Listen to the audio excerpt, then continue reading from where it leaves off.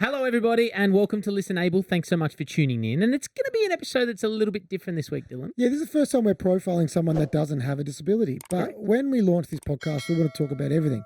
Nothing is off limits. And we're going to talk to people, parents of people with disabilities. They might have disabilities themselves. We're going to talk about assistive technology. So like ways that we can help, maybe things about funding schemes, government. We're going to go really broad here. I'd love to get, the person who runs a disability scheme in Australia in here with questions from people with disability on how they can make Australia a more inclusive society. Yeah, So it exactly. doesn't necessarily have to be disabled people in their stories. We're trying to make people all across the world more learned on accessibility. Yeah, exactly right. But also the ways that people can help. And obviously, for a lot of people with disability, they're often left out of social circles, which is really tough. And the most intimate of social circles, your partner, relationships, are something that's often, people with disability often left by the wayside. Mm-hmm. And could you imagine, Angus, you're in a happy relationship, how hard that'd be? Like to never have that opportunity. Well, love, sex, romance, intimacy seems to be a topic that not only do people want to know, even the disabled community want to know about it from other people, hear their stories, but it seems to be a recurring theme of question. People who don't feel themselves can be loved. Yeah. And I was like, who can we get on to talk about this? Maybe the person who loves you the most outside your family. Yeah. And it happens to also be one of the most learned people on this topic that we can find, in this country, if not around the world. And Can't wait to meet this person. I'm not just saying that because I love her with all my heart. Let's meet our next guest.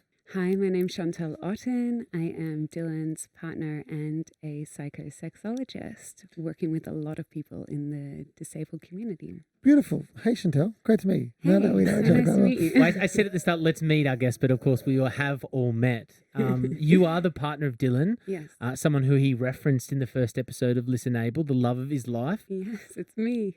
But there are so many things that you're able-bodied. There are so many things that people want to know about. Not necessarily, yes, your relationship in general, but also people need to know what you do in this space, because once they get past the fact that, yeah, I'm sure you chat to couples and their relationships and their sex, but there's so much more to your role and you as a person. It's really interesting. I Yeah. can't wait for people to hear this episode. So for people that don't know much about what a psychosexologist is, I know when we met, I didn't know too much about it either. I was just very excited when some Chantelle Otten sexologist sent me an Instagram. I was like, wait, oh God. Hey. Can you explain what that means? Yeah, so I am someone who's trained in psychology, and then I've done my science medicine degree specializing in sexual medicine, and I help anyone who has a sexual concern or query or worry around sexuality, and that includes people with different types of abilities, medical conditions, mental health conditions as well. I run the sexual medicine clinic at a private hospital in Melbourne, Australia, and I also have the largest psychosexology practice in Australia. So I have quite a number of sexologists who work for me, and we all specialize in different things. And my favorite is the most complicated things. You also have an incredible voice. You have a beautiful voice. you. ASMR, what's it called? Oh, yeah, ASMR. Yeah, Hey, yeah. I hear it every night. I'm the luckiest guy in the world. God, you've got a great voice, Shanti. Thank you. Especially with the mics on. Now, I think there is a misconception about sexology that it's lava lamps and carpet and talk about Yeah, it's spinning circle beds. or whatever it is. Could be, It definitely could be. but it's not. Yeah, exactly right. And I think, the work that you do really helps a lot of people of all different, as you said, disabilities, but also illnesses. So, what kind of people come and see you? Yeah, so we see individuals and couples from people who are of all types of sexual orientations and gender identities. And I specialize mainly in seeing people with medical conditions such as, people who are on oncology wards, so cancer, people on different medications, different life stages as well. And then I also see people who are struggling with different kind of mental health conditions, but people after accidents, that have impaired them in some way, or people who are just adjusting to the new me if something's happened within their body or, within their life that's meant that they can't function in the way that they used to function sexually and also from a self-esteem level. Then that's my job, to really be there and, be hand in hand with them on this journey to making sure that they have a sexually satisfying life and that they are able to be out in the community and find meaningful relationships with people. And I love it. So I'm very much involved with the people that come and see me. And, sex is sometimes the last thing that we speak about in our sessions. A lot of the time it's really about building up their confidence and making sure that they don't feel like they're alone, because a lot of people feel like they're the only one that's struggling with that problem at that time and that they're not normal. But realistically, there's hundreds, if not thousands of people that are also going through very similar things. Dylan and yourself started dating around the same time that Emily and I did. And so I was discovering what your role entailed at the same time that Dylan was. So when Dylan came in those first initial weeks of you dating, he's like, you won't believe what my girlfriend Shanti's does. And I'm like, and I'm sure a lot of people, when they hear sexologist, they go, okay, you charge $200 an hour. You get couples who are unhappy. They come in, they sit down on the leather couch and you tell them, do this, do that, go home. And then when Dylan told me about some of the stuff you've done in oncology wards, he was telling me, about potential patients that have maybe become paraplegic and now their penis doesn't work. And it's your job to tell them what sex means for them. It's like someone opened up the curtain to a lifestyle I've never thought about. Yeah. It's such an important role because sex, as we've learned in this podcast, is so important to not only able-bodied people like myself, but to everyone. Yeah, everyone deserves a sexually satisfying life. I've and got pleasure. Yeah, me too. What a surprise. Yeah. Now, I think it's interesting. You'll probably know more about that than I do because I'm just living my life and doing my job. So you get to see it from an outsider's perspective, Dill. Now, before I came into your life, though, you were touched by disability well before me. Can you explain? Yeah, so I come from a family where there are 4 children, and my older sister is 11 months older than me. Her name's Stephanie, and we were both born in December. We used to think we were twins, but that changed when we were younger, when she started going to a specialist school because she was born with a condition called gastroenteritis, which means that your intestines, your stomach is on the outside of your body when you're born. And she had lack of oxygen during her operation to put that inside her body. So she has a big scar from the bottom of her chest down to her pelvic region. We call it her zipper because she doesn't have a belly button. And she was, I guess my parents didn't realize that she had an intellectual disability until we were in prep together. And then we kind of started realizing that she did things a lot differently. She is an extremely intelligent person, and she is also married to an intellectually disabled man, who has a brother who's also intellectually disabled. So I've grown up in a community where I've known a lot about disability, but I think prior to you, Dill, I didn't know a huge amount about physical disability apart from, my patients and people that were in my community. I was very much involved in the intellectual disabled community, since I was really, really young. One of the things that I loved most about joining your family was the way that your family integrated Steph and Chip into their lives, but also enabled them to be independent. So they don't live at home and they're not like babysat as such. They live independently. Can you explain this how it works? Yeah, so they live in an apartment next door to my family. My parents own the apartment and they are, they love their independence, but they also love being connected. I would say my brother-in-law loves coming over a lot more than my sister does. If it was her choice, she would stay at home and watch movies all day long. But they both work full-time and they also volunteer. So Chippy, my brother-in-law, he works at a supermarket and, is in customer service. And my sister works in a workplace for intellectually disabled adults, and she does like packaging, and she kind of wins awards for being like the best packager and all that kind of stuff. Yep. she does volunteer work as well. She has been fired from a few volunteer roles. Oh, she's a diva. She is such a diva. She gets what she wants. You know what? Hey, like her sister. No. The family. She just, every time we have to wash the dishes after family dinner, Steph just conveniently needs to go to the bathroom. Hey, Clever. so do I. We both use that disability to get out of it. Yeah. Dylan can't reach the sink apparently. Yeah, we have a theory in my family that she's been faking it for 30 years. I love it. It's just convenient when she needs it to be convenient. Yeah, she's like way smarter than all of us. That's so good. Now, Can I ask one question before we move on? of course. Do they have sex with each other? Yeah, so they have a really active sex life from our knowledge, and you would know from family dinner that they love to chat about it. Steph told me The reason we're allowed to talk about this, like we would not normally ask about their sex lives, but they openly bring it up they quite a bit. are like obsessed with talking about their sex lives, and she will. My sister can't read or write, but she uses Siri to like talk and send messages, and she'll accidentally send me dirty texts that she's sending to my father-in-law sometimes, and she'll be like, "Love you, sexy man," and then she'll be like, "Whoops, that was for Chip," but she's so meant to send it to me just so I know. Just so you know what's going She'll on. say like, I'll she's be- like, "Oh, we go through a bottle of lube a week," and I Oh don't know my what they're gosh. doing, like if they're putting it on toast, but we just let them do it. I'll be a touch scared if I get that text one day. Yeah. She's pretty open. I mean, she's very flirtatious with you, Dill. very She'll come around and she'll be wearing lingerie underneath her dress and be like, "Look at this, Dill." And we're like, "No." I'm I'm with your sister, Steph. hands off, you're my man. How much of an influence do you think your sister played in getting into the disability space within sex? Oh, I think that's a really tricky one. I guess. Because you might probably- subconsciously have just done. Yeah, I mean, I've just grown up with it, so I guess. And also, like, my parents are really big givers, so they've taken care of a lot of people in our lives.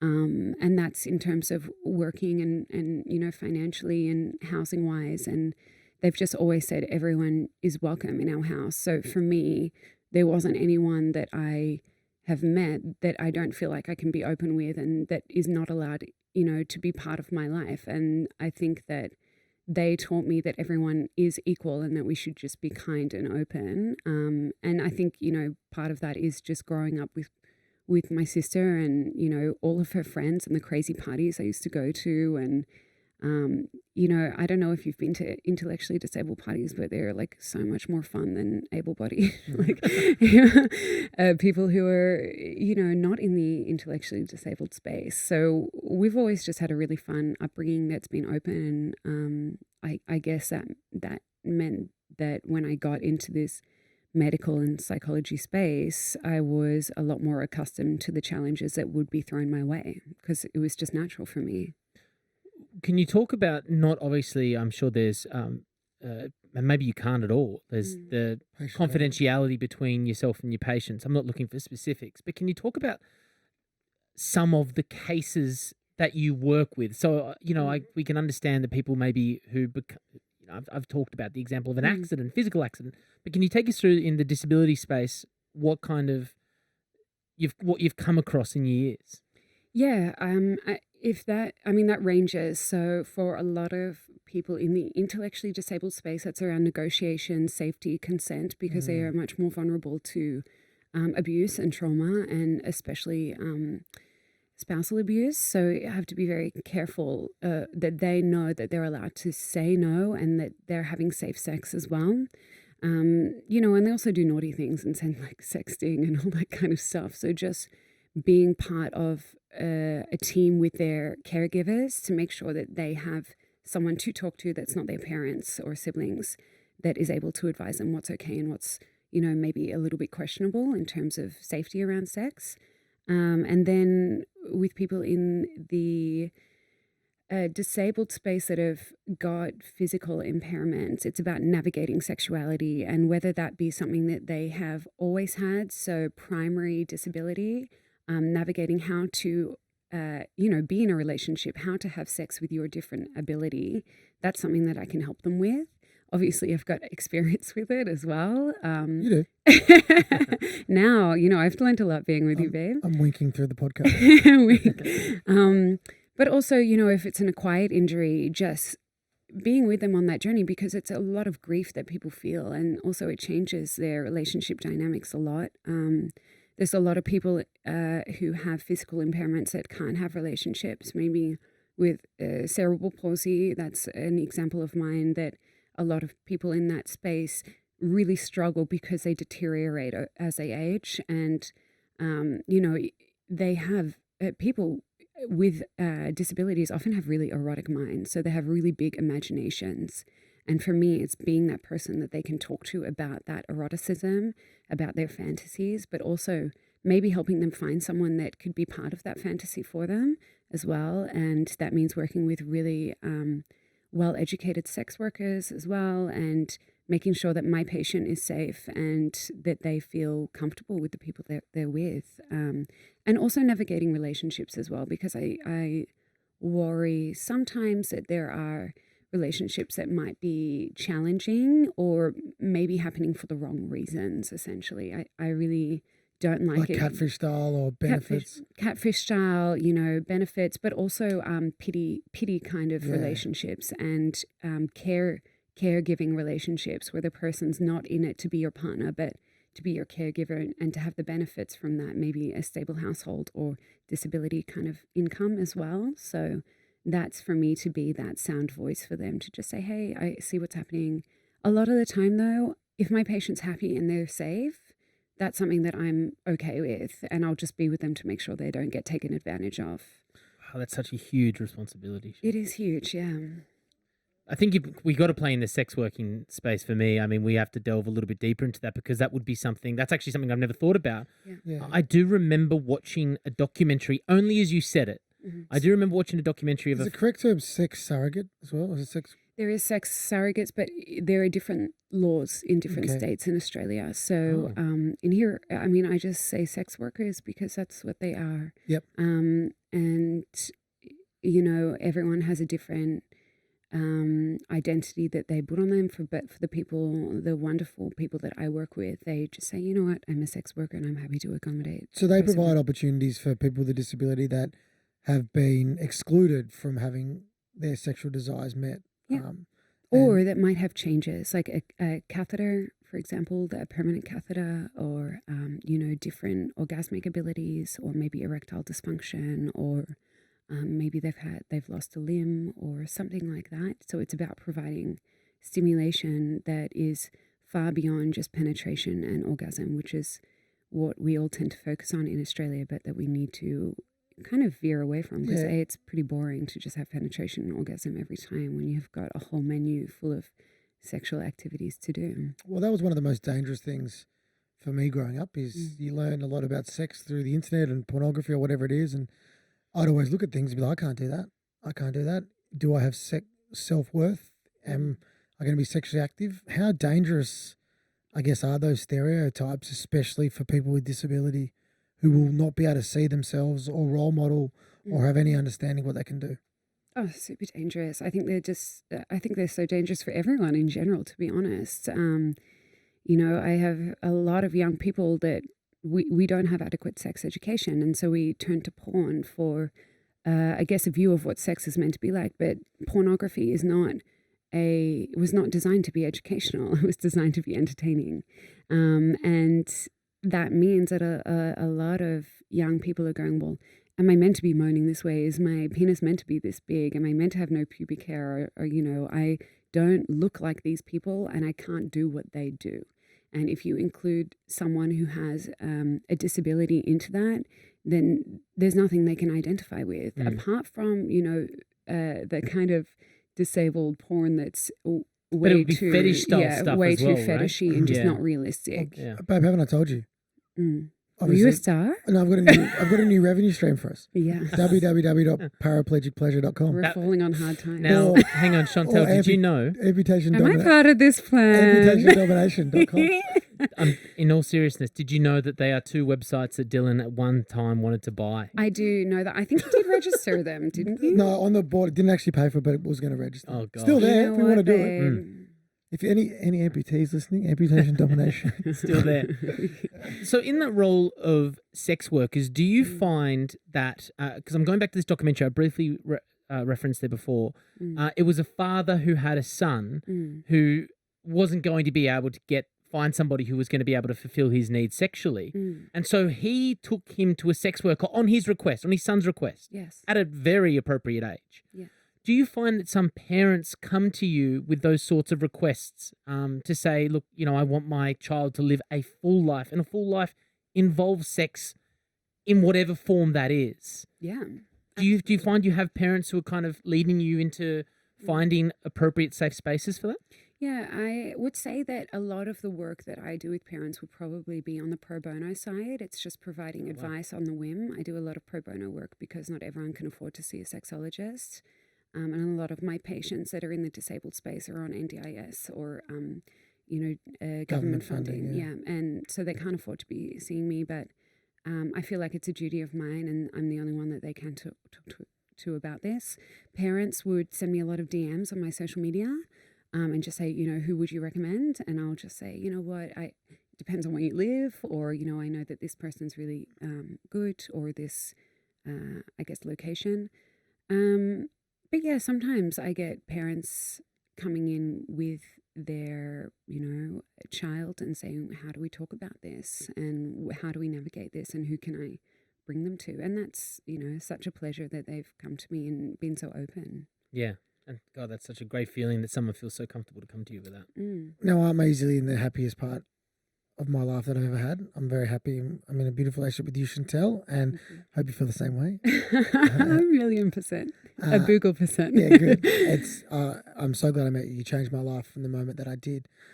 However, I get asked this question a lot by people, and when I first got with you, we became intimate. It was pretty much for me like having how do I describe it? Like I felt like the pressure to perform, because you are like the Roger Federer of your industry. You're the Rolls Royce. You're the of Rolls sex. Royce, right? So for me, you're the MVP. For me, and Angus, everyone else goes, mate. I mean, you are the goat of what you do. You're the goat. You know everything. Well, so we imagine. Oh, it's true. Say, it's true. Yes. Hey, I've got a lot of practice. And valid. But I've got to say, on the flip side, you'd never been with somebody with a disability or in a wheelchair like me. How was it for you having, sex with someone with a disability for the first time? I've never felt butterflies like that before. Wow, I was so nervous, but so excited at the same time to see how it would work, what was going to be different. And of course, I think in my mind, this is the healthiest and most pleasurable sex that I've ever had, because it is just so expansive and it is so erotic and it is so much beyond the mainstream view of what sexuality is meant to be. So I was so excited because I knew it would be really fulfilling for me. And it's paid off and it's gotten better and better. And I think we've both brought things into each other's sexual lives that have not been imaginable.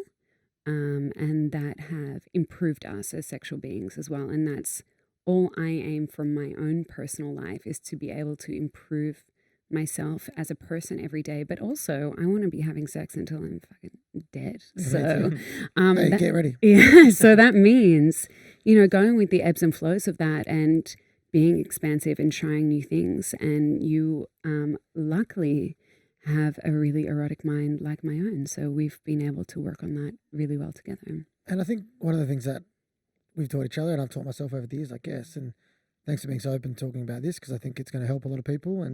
But you can have sex in whatever way you can have sex.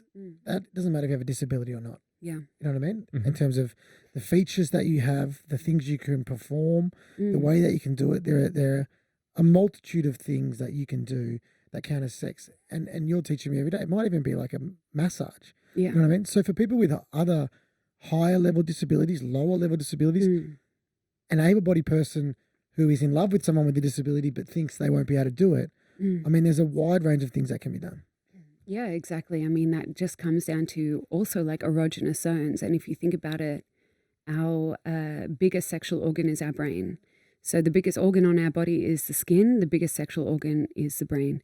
And those two are really, really important in terms of sexuality in general, but definitely in the disabled community, to be able to stimulate different erogenous zones that can bring on orgasmic experiences that are not, genitalia or erogenous zones is such an exciting thing. And I just implore anyone, able-bodied or not, to explore and expand and try out different parts of the body and try different things and introduce toys. I'm really lucky that I have support from Love Honey, who is one of my sponsors, and they are always saying to me, what can I provide you for your patients? What can I provide you for yourself? What can we improve on? And I have the luxury of being able to work with them in terms of designing toys and designing things that would be helpful for the disabled community. Do you have like a link of something specific anywhere that is for maybe disability? The Shanti 5000. Shanti Banger 5000. I wanted to make it. Hey, where's the Shanti Banger 5000? But do you have it? I mean, it was maybe not a link specific to disability, certainly recommendations you would have. Yeah, so that's we're doing some content around that in the next couple of weeks, but also that's something that I'm working with the head office for Love Honey Australia, and we will hopefully be providing a really good space that I'm happy to take suggestions from anyone in the disabled community on what you want in there. But there are really great things like wedges for under the hips to prop the pelvis up, different types of toys with long handles or short handles to be able to reach erogenous zones. Different types of stimulation pressure. So if it's hard to feel stimulation in a certain area, we can get one that has a lot more stimulation, so you're able to feel it better. And then things, that are just fun, like nipple clamps and skin teasers and ticklers and, things that hurt and things that don't. I think what's also orgasmic for everyone is you saying the word erogenous zones. Can I get it one more time? Erogenous zones. Do I have an erotic voice? Yeah. You do. Let me play devil's advocate for a second. Yeah. We've got the Rolls Royce of sex, Chantelle Otten. We've got, a sexologist, someone who lives and breathes this world, has all the equipment at hand. Extremely talented and incredibly beautiful. All of the things. You've got Dylan Alcott. You've got an incredibly good-looking man, for one. You've also got a guy who is extroverted. Oh, yeah. Extroverted, talented in his own right. It's like, what about for somebody who doesn't have any of these things? I mean, they're listening to you guys and you're going, okay, well, you've got a beautiful couple having great sex. Fantastic. What about me who maybe doesn't have, aesthetic good looks perpetuated by a culture? Yeah. And what's some advice for people who don't have the sexual confidence yet to come forward with their partner or someone they're interested in? Yeah, I think that's a good question, and maybe we can do that together, Dylan, because I think before me, there were times in your life that I don't think you thought you would get this kind of relationship. Times, or the whole time, pretty much. And it was something that I struggled with the most, probably Angus growing up, it was probably the only thing I was self-conscious about, really, once I got over the fact that I was getting bullied and things, because you do feel lesser than an able-bodied person. You can sometimes do less things if you look at it in the lens of normality in terms of what is normal. But if you take that away and you just think about all the different things you can do in the different ways and the different erogenous zones and the different way you can perform, there's lots of things that you can do. I know from having a disability how hard it can be, and I really sympathise with the disabled community because they will see someone they have a crush on, they will see someone they love, they will get that butterfly feeling. And they'll think it won't be reciprocated, which it might not be. But I know... But you don't think that people sometimes put themselves out enough to find out whether it is? Say, because of that reason. That makes it hard though, man. Yeah, because you get shut down a lot, you know what I mean? Yeah, but I have to also probably give you a bit of insight into yourself. You had very low confidence when you were younger, and confidence isn't something that you're born with. It's something that you have to create. Correct. And you decided that you wanted to have a big life, and you wanted to have, someone in it that would be good for you. If I was a bad person, it doesn't even matter what I look like. I wouldn't be part of your life. Exactly right, 100%. Yeah. And I think people with a disability get fatigued because they're constantly told, just put yourself out there, just put yourself out there, just put yourself out there. But it's true. You know what I mean? It works. And the best way to change people's perceptions is through lived experience. And you'd be shocked to know, if you go up to people and ask them on a date, they might say yes. There's a really great book of a young guy with a disability, and his book's called People Think My Girlfriend's My Carer, because she is pretty good. She's good looking and he's in an electric wheelchair. and constantly people think it's his carer because we as a society don't assume that people with a disability can have able-bodied girlfriends or boyfriends or husbands or wives or whatever it is doing normal things. And I think that's why these conversations are important to do so. And I think the other part of that question, Angus, is to flip it. What's your advice, Chantelle, to people who are able-bodied who might see someone with a disability and think they're cute, and think they can't go up and ask questions, or they think they can't do things, or they think it might be weird for them to go up and start, I guess, an intimate Well, you started the conversation yourself, Shanti. Yeah. I mean, I pursued you, so Bloody oath you did. yeah, I breadcrumbed my way into your life. Glad you did. Pretty easy to catch up to him, though.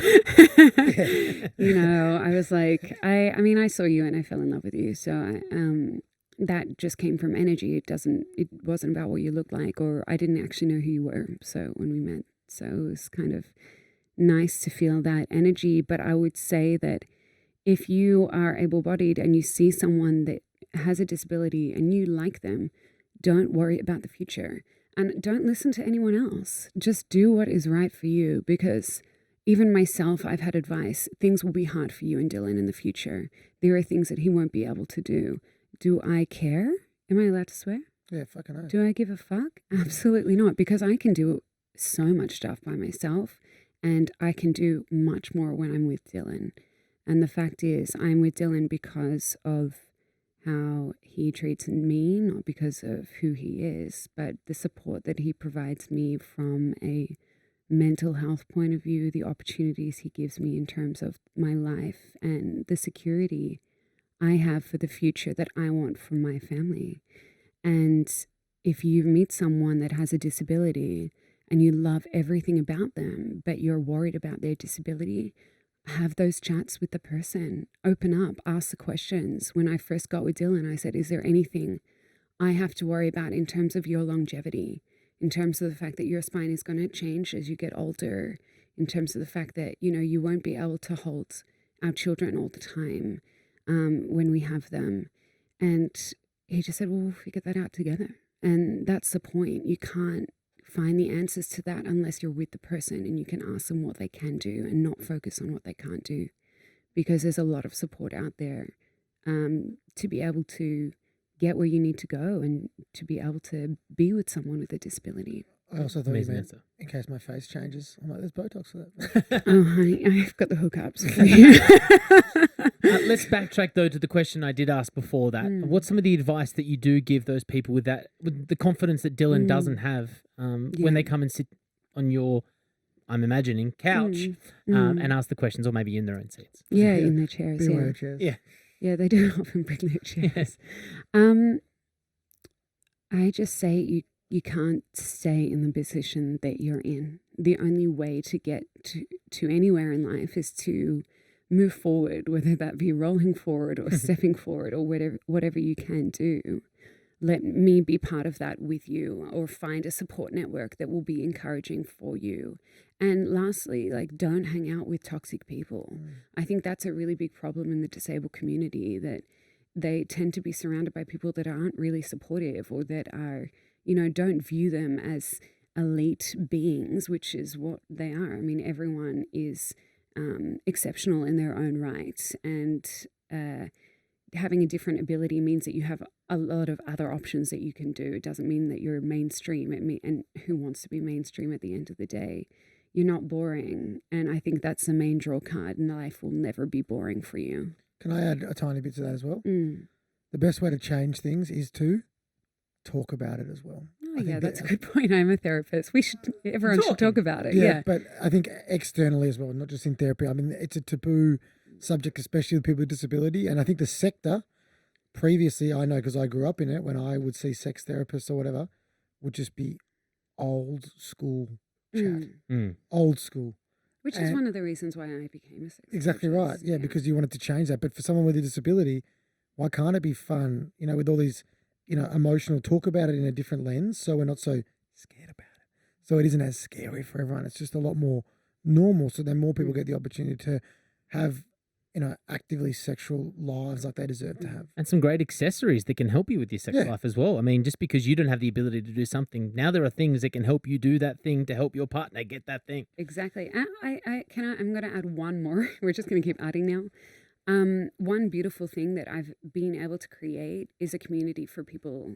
So if I have someone that comes to me and says, I don't know how to navigate this, and Dill, you've had these experiences for yourself in the past, try and find someone that's in a very similar position, or I will try and find someone for you that's able to give you advice on how they did it or how they got to where they are.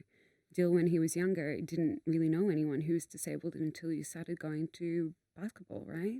Yeah, tennis. Yeah, tennis and basketball, to be able to, exactly right. To see, you mentioned that in the podcast. Yeah, to see it role modeled and to see that it actually can happen and things like that. It really changed my life. To ask the questions, how did you meet your partner? How do you have sex? What do you do with this and this and this? And I think the point is, if you have a disability, don't be scared, but be vulnerable to the people around you. That's great advice. Yeah, talk to them about what your challenges are and how to navigate. Can I have a guess at what I think, as an outsider looking in, a big problem with sex and disability might be? Is not the person who's interested in the person with disability, who we have been saying since episode 1, step forward and make that plunge. It's their friends and their opinion of it. Like, hey, I'm interested in a guy. He's a quadriplegic, but God, I speak on the phone to him for 6 hours a night, and the friend's going, what happened? Oh, really? A quadriplegic? Oh, God. Well, he couldn't come into this restaurant. And then casting aspersions before they get the chance. And then that person feels like they have to justify to a friendship group who have already started from a non-base level. Do we think that could be something in sex and disability? Huge. Ableism. That's the definition of ableism. Yeah. That a disabled person can't do it as well as I can't imagine a friendship group, even my own, being straight up with positive thoughts like, what a great opportunity to explore a world you don't know. I think there would always be at the start like, oh. If you said, really? My girlfriend's in a wheelchair, Angus, they wouldn't say, oh, what's her name? They'd go, what happened? Yeah. What do you mean? Are you serious? Yeah. How are you going to get over that? A lot of hardships. They wouldn't, before they'd even ask what their name is or what she does. Yeah. So I think that's a really interesting part. And I think that might be holding a lot of people back from making that plunge into love with somebody. Yeah, and that's why I said, it's best to hang around, supportive community and supportive friends, because I think that, I know that a lot of the time friends and family do get in the way, even if it comes to funding for people with disabilities who need to see sex workers to be able to, have satisfaction and to have sex, because everyone is allowed to have a healthy sex life. A lot of the time families will not, contribute towards having a sex worker to be part of that. Or you'll see friends who are really, really in the ear of someone who's dating a person with a disability and saying, well, what about this? Or they'll just not understand, or you'll get, invited to parties that are up like 3 flights of stairs. And, if your partner's in an electric wheelchair, it's just not possible. I think also I've had examples of patients who have come in who have had, girlfriends, and then the girlfriends have broken up with the partners have broken up with their disabled partner and said, well, I just want to have a bigger life than this. And I that things are going to get in the way. And that's because their family is in their ear going, don't do this.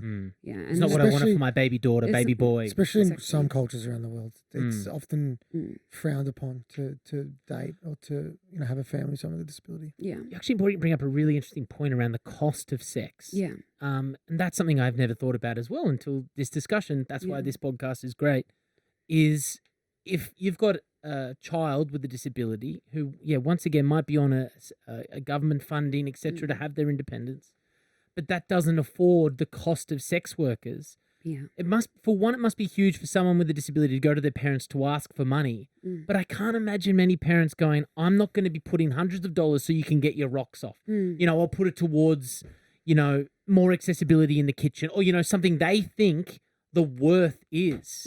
That's a really interesting, because I don't know how much a sex worker costs, but I don't think it would be cheap. No, it's definitely over $1,000 each time. I mean, that's individualized. It depends on the person, the family, the community. And I guess I come from a household with really hardworking parents. The moment that my parents found out that my sister had a disability, they started just working 24/7, and they haven't really stopped because they wanted to provide a life for her. And not everyone has that opportunity to have parents that are able to provide that. I can understand disability so well. And the cost of sex applies to a lot of disabilities. Is a funny story. Obviously, to have sex, if you have like a paraplegia, often people would eat Viagra or Cialis. You've talked about for your, was it Chelsea? You at a first Jack time. Johnson concert, Yeah, you chewed a Viagra. And it costs money. You know what I mean? So it's very you had to expensive save to up. buy Cialis and Viagra. Angus, you'll laugh at this. I can't say how upsetting it was when you think you're in. Smash a Viagra. Like, go out. You'll be like, they said, no, I'm not into it. Like having pre-drinks and the party's cancelled. You lost $80, and also you're getting hot flashes. You get hot flashes like you're about to have a heart attack. It's so hot, and you're trying to act cool. So and across a lot of disabilities, you know what I mean? Yeah. Like there's a commitment to have, you have to prep yourself almost, and then if it doesn't come up, well then it's a lot more wasted, it feels like sometimes with people with disabilities. Yeah, I also want to add to it, you don't have to be taking those medications. You can have really healthy sex lives without, erections. You can still orgasm when you don't have an erection as well. So, can you? Yeah, if I dare you to give it a go, but you'll probably get an erection. So you just play with the penis. But you think there's pressure to perform normally with inserted commas there, which they're, you don't have to, you know what I mean? And I think a lot of people with disability shy away from trying because they don't think they can do it the proper way. It's like, fuck that. Do it in whatever way you can do it. And have fun. Yeah. Well, what I've learned is everyone has a normal. My normal is different to your normal is different to yours. So don't listen to what your normal is. No. If I found out what your normal was, I would be scared about. I think you would. That's not my normal. Mine Chantelle would be a bit blind. Yes, of course. But that's when. I mean, is there any other topics that you want to? Before I get into a bowl of uncomfortable, is there anything else that you believe within sex and disability that you want to get into? Why are you reaching down? Dill just sent me a very sexy text. Are you getting turned on, Dill? I am. Did you just sext your girlfriend who's a meter away from you? you? Submitted a proposal. Okay, well, I feel awkward.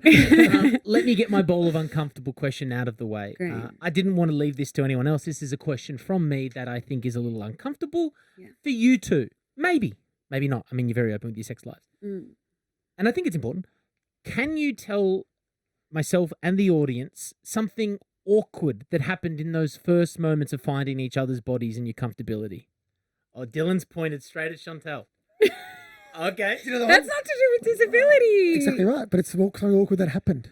No, he's asking about disability and sexuality. Does it have to be about my disability? It doesn't necessarily. Oh my God, you're so mean to me. First time I slept over. So, okay, how do I explain this? Can we talk about it first before I talk about it? Okay. Whatever you want. I will turn the. You want to do it? Mics off for a minute? No, just go in. Oh, okay. Dylan's giving you full permission. So this is me. First time I slept over, I was so nervous that my guts were churning when I slept over, and Dill was spooning me from behind. And you know when you need to like fart, and you're like, no. You're holding that in. And you're gets like, worse. it's first sleepover. And then I did a pop on his leg. And that's your job because you can't control that. Yeah, that's normally me. So one of the best things that... So I think that normalized it. One of the best things that... It did normalize it for me because that's something I was really worried about because when we go out as well, like if... I blame it on you. If something smells in the restaurant, everyone looks at me. And rightfully so, Chantelle goes, must have been Dill. And even though it was her. So when I fart, I just always blame it on Dill. But that time I couldn't because you knew that I didn't. Yeah, and I was so awkward. You know when you like stiffen up and you're like, fuck, no. I'm glad the awkward thing that happened wasn't the disabled person. That normalized it. Is that right? Yeah, exactly. I got one for you. Yeah.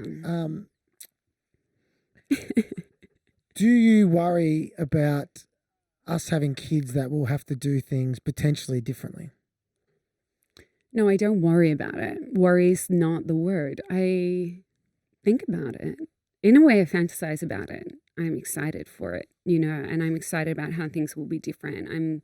We might have to do things in a different way. We might have to go through IVF to have children. There's a lot of things that will be out of our control when it comes to children. But I know that you and I can do so much as a team, much more than we can do as individuals. And I know that just means adjusting things a little bit. It means having a house that's accessible. It means having, a cot next to our bed. So if someone's, if the child's crying or children on IVF, we might end up with 3 at once. And if we do end up having, I do sometimes think about, if we have twins or triplets, because that is a big thing that could happen if you go through IVF, that will be a really challenging time. But no, I'm not worried about us as parents having children. I worry about normal things. Like I work in the industry that deals with people's sex lives. So I'm like, oh God, what if you have 3 kids and we're so tired we can't have sex? And I'm like worried. So I don't. Won't be an issue from this side of the desk. Yeah, I don't think about disability and being a parent. No. And I just want to chuck a disclaimer out here for any males out there. Please no Instagram DMs of this sleazy kind. However, you are very talented in what you do, and you do help a lot of people. How can people get in touch with you to either book an appointment or get advice? And I know you've got a great online community you built as well. And one of the most interesting, that's what I meant, confrontational in a good way. Like the amount of times I've opened up the Instagram on public transport or something, and there's been a photo on Shanti's Instagram, but it is a beautiful, informative site. And what is the account? Before you plug that, we met a guy called Brendan Favola who works on radio in Melbourne on the Fox, but he's also one of Australia's greatest forwards in AFL. And Carl Legend. Met Chantelle, and he goes, "Is this Chantelle?" I was like, "It is Fev." And he goes, "Shanti, you give me 2 posts about squirting, but you said there's 5 parts. Me and the wife are waiting. Where are they?" It's Chantelle Otten Sexologist. Yeah, Chantelle Oh, it is. Otten Sexologist. We should mention it's also spelled CHAN. TELLE. Yeah. Just because there might be different ways of spelling it. And it is an account that I know everyone is going to go check out immediately after listening to this. And let's stick around and follow it. And people can also get in touch and you do appointments online and in person via www.chantelleotten.com. .chantelleotten.com, so CHANTELLEOTTEN. Which is great because it's accessible to everybody. Absolutely. Just one more reminder, she is taken. Get off those DMs, everybody. Thank you so much for being part of this. Thank you for having me. Hey, and thank you for being my partner. I love you so much. And keep doing what you're doing in your industry, because you are helping a lot of people, but most of all, you're helping me become the person that I am, and I appreciate it. I love you.